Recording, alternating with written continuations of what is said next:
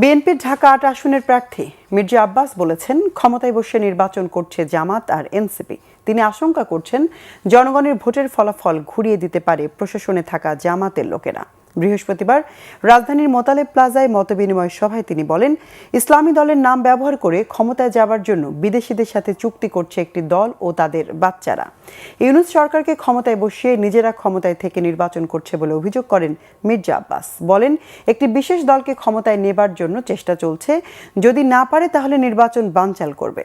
Vote যথাসময়ে হবে আশা করে মির্জা আব্বাস বলেন, একটি চক্র ভোট ব্যাহত করার চেষ্টা করছে। পরে তিনি মোতালেব প্লাজা ও হাতিরপুল এলাকায় গণসংযোগ করেন।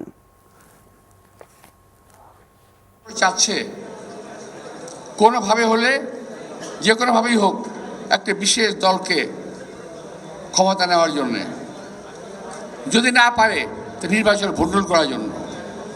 এই দেশের লোক অনেক কষ্টে, অনেক যুদ্ধ করে, অনেক রক্ত দিয়ে 17 বছর ত্যাগ প্রতীক্ষার বিনিময়ে এই ভোটের অধিকার অর্জন করেছে। এই ভোটের অধিকার আপনারা প্রয়োগ করবেন 12 তারিখে যথারীতি। কোনো ষড়যন্ত্রকারীদেরকে আপনারা প্রশ্রয় দেবেন না।